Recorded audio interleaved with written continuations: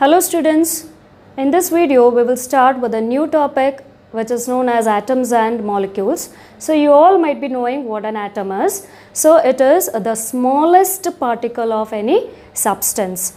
So to understand more about atoms, so take an example, let's take an example. So you have a big cake piece. So that cake piece I ask you to cut down into 4 different pieces. So one of the piece I will ask you to take. That particular piece when you have in your hand, you need to share it to your friends. So what will you do? Again you will cut it into different pieces and you will share it to your friend and you have a small piece of it. That small piece of the cake, you think that again I should give to somebody else. You go on dividing it. Finally you will find that you have a very little part of the particular cake which is not at all able to divide anymore.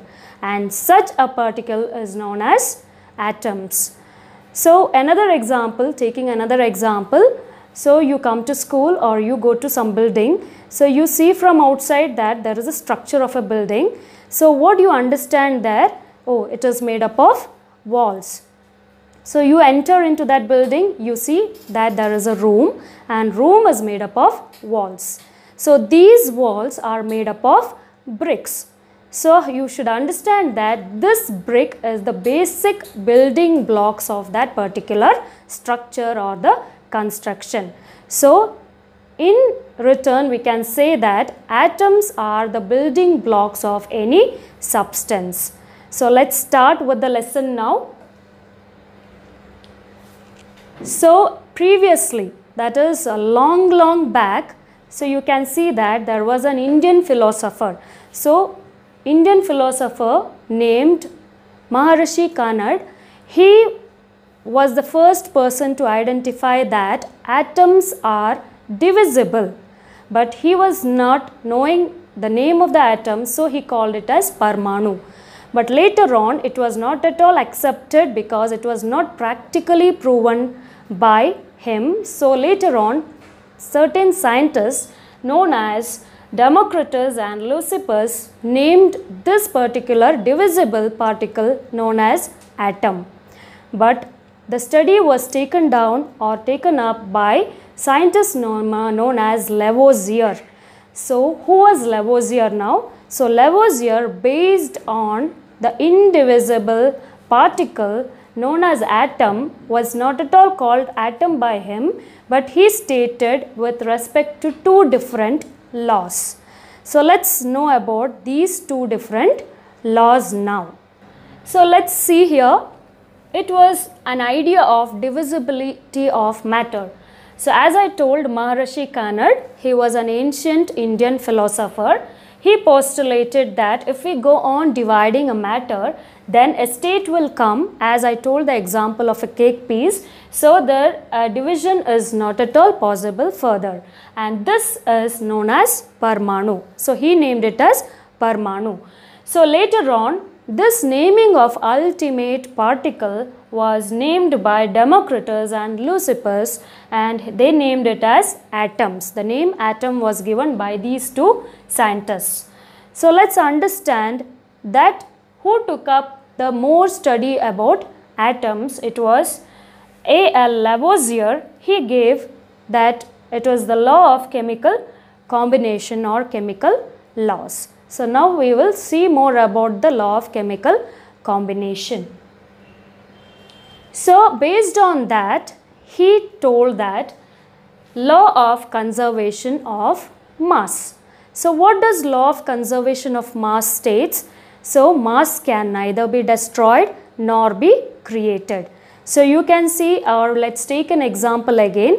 So all of you have gone for a campfire, or you have a campfire bonfire wherein you have collected lot of wooden sticks and you have put up the fire with a matchstick. So what happens there? So after a long time you have spent a happy time there. You can see that this wood has burnt and turned into an ash.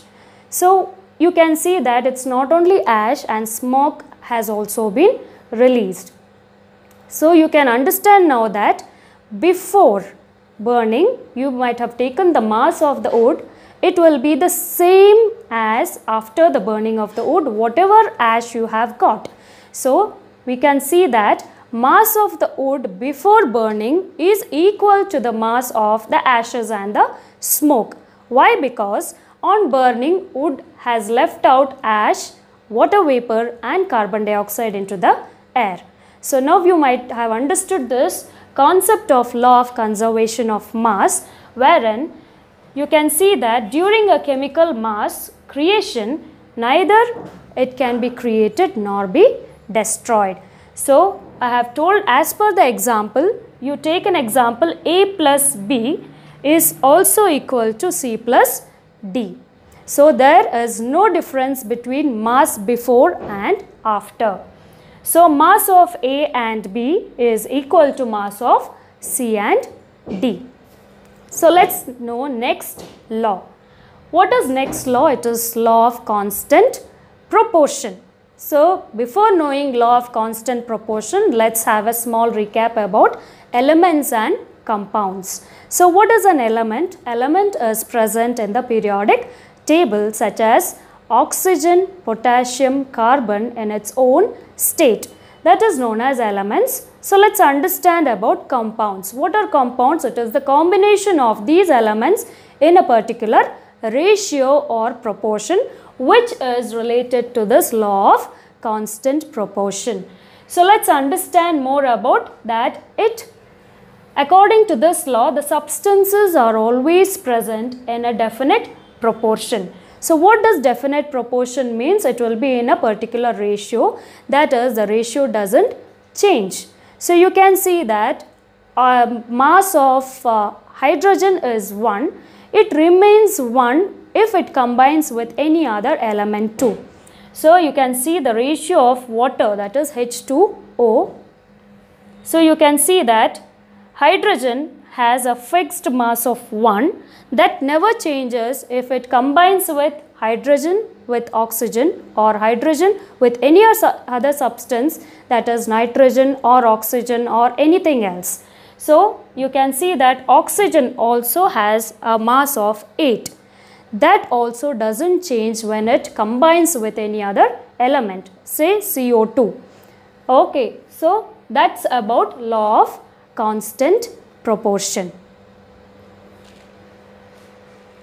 So now we should understand that as per Lavoisier, he stated two different laws.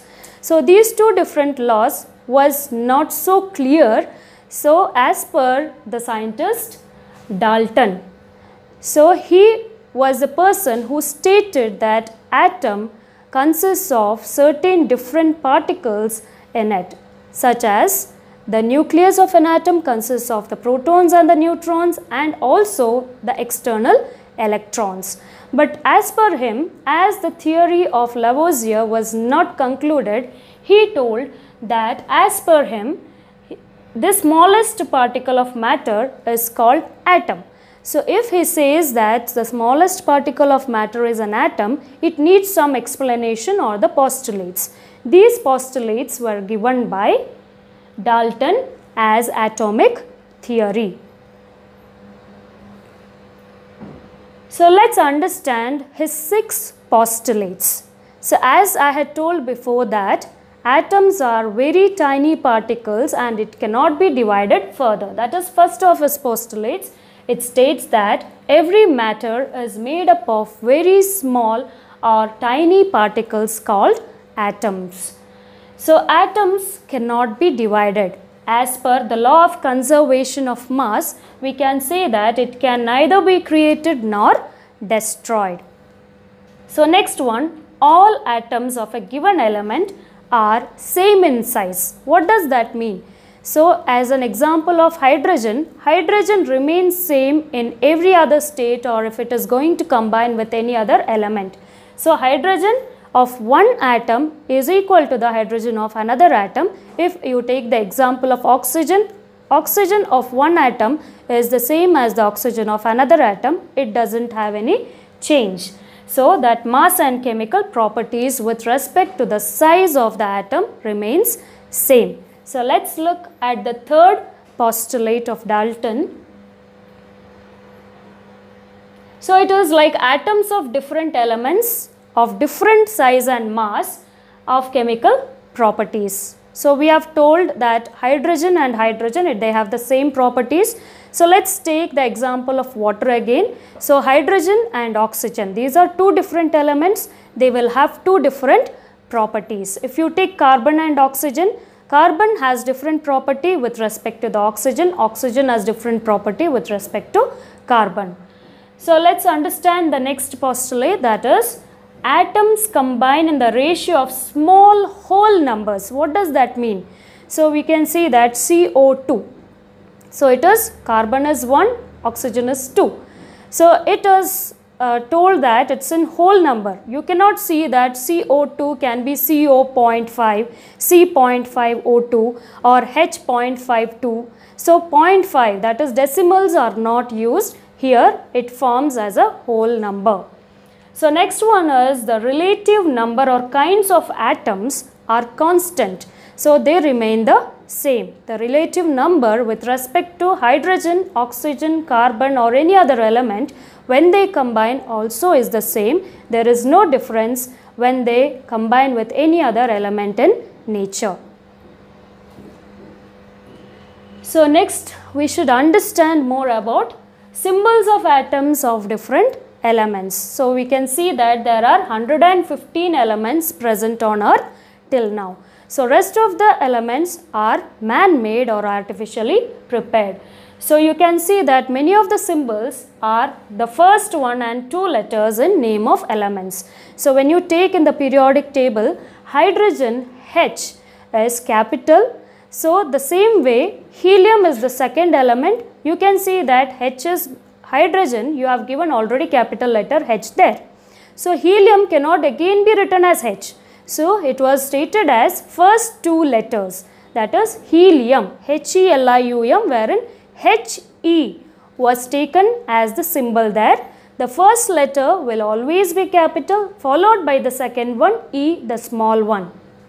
So here you can see hydrogen for H for hydrogen, Na for sodium. So now you will be asking a question wherein sodium SO should have come. Why not SO? It is Na. It is natrium in Latin. So you can see that some of the elements were discovered and identified by some Latin scientists and discovered. Based on that, they have been given as Latin symbols. So you can see that sodium has a symbol as Na. In the same way iron, IRON, wherein iron cannot be written as I, it is written as ferrum or ferrous state. So it is symbolized as F capital and E small letter. So we'll go to the next one. So properties of atoms, it remains the same, that they are very small in size. So let's understand the size now. They are in the order of 10 to the power of minus 10 meter. So you can see that atoms of the same elements have the same characteristics and they remain the same with respect to all the properties. So as I told before, hydrogen will have the same property, oxygen will have same property. So these are the identical elements.